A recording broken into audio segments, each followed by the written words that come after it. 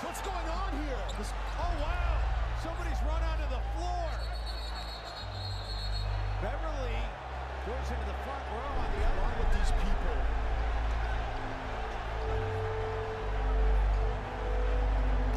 And there's somebody else here who's trying to going after Taylor.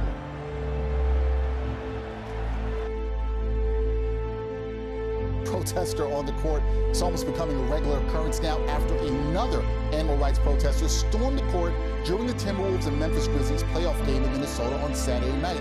It's the third protester removed from the court in 10 days when the T-Wolves have played. So here's what happened on Saturday night. Check this out. A woman was sitting in the second row behind Wolves owner Glenn Taylor and forced her way onto the court in the third quarter. She was quickly tackled by several security guards. And in a statement from the animal rights group Direct Action Everywhere, the protester was identified as Sasha Zemel of St. Louis. Zemel wore a makeshift referee jersey with the number 5.3 displayed on the back. Direct Action Everywhere says the 5.3 was, quote, in honor of the 5.3 million chickens killed after a bird flu outbreak. And Rembrandt Enterprises, an egg factory farm owned by Taylor. Now, this follows a protest during Game 1 of the playoff series where a woman changed herself to the basket stanchion, and 3 days before, another woman from the organization glued her wrist to the court.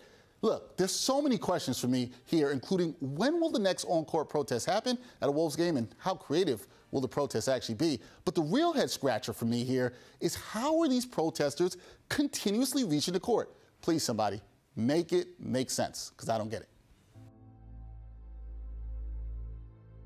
So here's the background. Apparently there are groups in Minnesota that are mad at Glenn Taylor, the owner. They say that he cooks chickens alive. Okay? Apparently he's got a chicken farm. All right, so he cooks chickens alive, and one person glued her backside to the court. Another person tried to chain herself to the basketball stand. So this person, an animal rights activist named Sasha Zemel, she actually was dressed underneath the cloak as an NBA ref. She was arrested. Glenn Taylor is the person she's protesting. Roast animals alive, that kind of thing. All right, but here's the deal. You can see it on the video. The woman, Sasha, came down, or maybe it was her seats in the second row. The security guard was right here. And you can kind of see on the video, there's a tackle on the court. The security guard was eyeballing Sasha. She had eyes on her.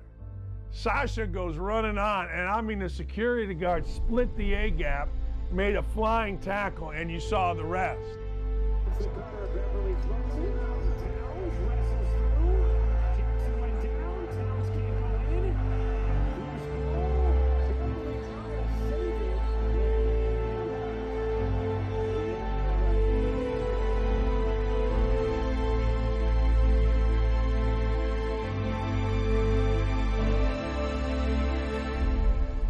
Owner Glenn Taylor, he also owns an egg farm, Rembrandt Farms, and they have a really large factory farm in Iowa, and they recently had an outbreak of avian influenza, and we heard they were going to be killing all of the chickens on site, which was 5.3 million chickens. And so we sent investigators to the farm to see what was going on, how are they killing them, you know, just document what's going on. And we found that they were using a really horrific method of killing animals, which is called ventilation shutdown, where basically they just like shut down all the airways in the barn, they pump heat into the barn, and the chickens are basically like roasted alive. Yeah, they compare it to like dying from like it being in a hot car. So it's like an excruciating way to die. And our investigators, they also found many chickens that were still alive. They like survived this. So now they're gonna, you know, starve to death, die of dehydration, or we can kind of infer from what our investigators found, well, many must have also been buried alive. If we found so many survivors, there had to be some that were, you know, taken in the big piles and just, you know, put in the compost pile and were still probably alive. So I was protesting ventilation shutdown, you know, just factory farming in general. And my t-shirt read, Glenn Taylor roasts animals alive. Right. Okay. I want to get to the fun part of this in a second. You gluing yourself to the, but I do want to make that. So you're upset with the way they were killed. Should they have been killed, the chickens? Because they did have the bird flu, right? Yes. So they did have avian influenza. Yeah. But what I think when these outbreaks happen and ventilation shutdown occurs, I think it like brings up some bigger questions. Like, why do we have a system in place where ventilation shutdown is ever an answer? We would never do that with humans. So why is it okay to do it with other species? And if that's our answer to problems, then maybe the whole system is broken and is wrong and we need to rethink our systems in place.